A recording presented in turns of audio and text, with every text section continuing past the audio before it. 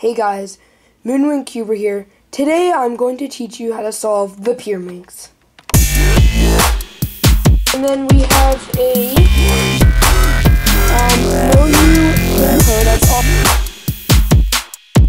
It'd be like that, and then you will hear. Today I am going. So let's get started. So I'm going to be using my main Pyraminx.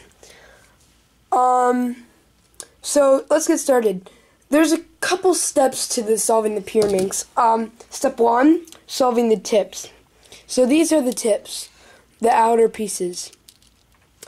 Then solving the centers. So if that's the tip, that's the center. Center. Then solving the edges. So those are the edges. Then solving the last layer, which is pretty much this little triangle right there. A pyramid. So, let's get started. The first thing, you want to find 3 tips that have the same color. So, there's yellow, and then yellow right there. So, I have those matched up. So, let me try doing a different one. I'll kind of just scramble these. Then find, okay, let's try to do yellow. And it doesn't matter what color you start with. I just do the easiest one. So, I move that one, and oh, there it is. So that's how you can do the tips. My tip for solving or learning any new things is do one step over and over until you can get it every time. And that's how I taught my brother 3x3 and 2x2 and Pyraminx. I just had him do the first side over and over and over until he can get it. So, yeah, just keep practicing that over and over until you get it. You can pause the video right now. Okay, now that you've gotten that, we have to do the center. So I'll put my tips back. So those are the tips. If a tip's there, the center has to be on that axis. So it's right there. Those two are already lined up. Those two are already lined up. And then this one, the tip for this yellow either has to be there, or there. So it's there. So to move that in is you just pop the center in and then move the tip back. And like I said previously, try to practice that over and over and over until you can get it. You can pause the video right now. Okay, so now that we've done the centers, we move on to the edges. So this is the tricky part. It's a lot easier if you can do the 3x3. So first you want to find an edge that's the same color of the tips and centers that you've already solved. So here's one. It's yellow and green. So that's yellow and that's green. So it goes right there. So to move it there, you have to find, well, see, though that doesn't match up with that, but the green matches up with the green. So let's say I want to do this red tip right there. I have to match it up with the red side. So see how that matches up? But if I move it there, it's yellow and red. But now it's red and red. So once you do that for one edge, you want to put your edge there like that. And then move the side that it's opposite of. So not this one in this case, this one. So I'd move that down and then take my edge, which is right there, and put it inside of where it's supposed to go and pull it back up.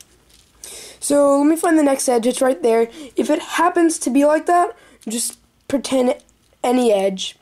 So let's pretend that's blue, okay? Whoops. So let's pretend that's blue. So we have to move it. We have to move this opposite one down, push it in, and move it up. So if you didn't catch that, why I'm doing that is to take the edge out of there. So now I take this edge, and it's in the wrong place. Well, it's yellow and green, right? So it could go there, not should go there. But the yellow and green don't match. So it has to go green and green, so they do match. So now that it's like that, green and green, you take this part and then move it. So move it down, remember the opposite. So not this side, this side. And then that goes right into there. So you just do a bottom turn like that, and then you can move it back up. So if your last edge hasn't been freed, like let's pretend it's like that. You pretend this one is blue, and move that down, put it in, move it back up. So now this is right there, and I have to line it up with the blue. So not that side, but this side. Then I move it down, then push it in, and move it back up. And that should solve the first side and the first layer.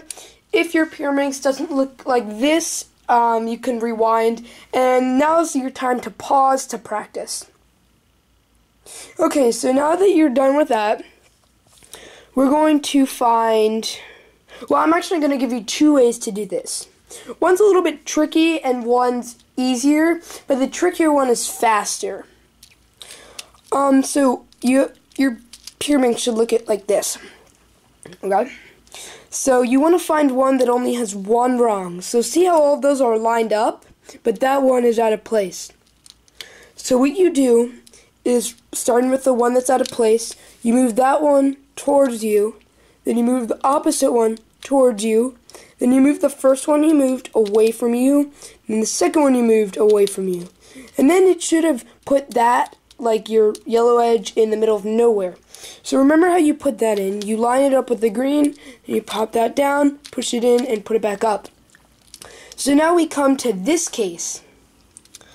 So to do this case, you have to move this down, this up, and then take your edge and put it back in. And you keep repeating that process until you are finished. So now let me just put up a case here. So if you ever come to this case, it's like that. It's kind of like pyramid. Well, it's kind of like a pyramid with eyes. That's what I like to call it. So you find anyone you want. So I'm going to start with the red. Whoops, and I fumbled it again. So you put this one, see it's red and blue, into the red and blue slot. Like you're inserting an edge. Then red and green, it's already lined up, insert your edge. And then you just turn it and your Pyraminx is solved. If your case does not appear there, do the algorithm wherever you want. And you guys, comment #fumble for all of my drops on the Pyraminx. Sorry about that.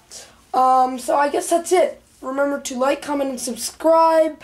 Let's hit 15 subscribers for a Q&A video.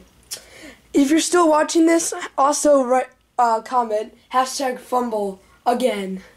Bye.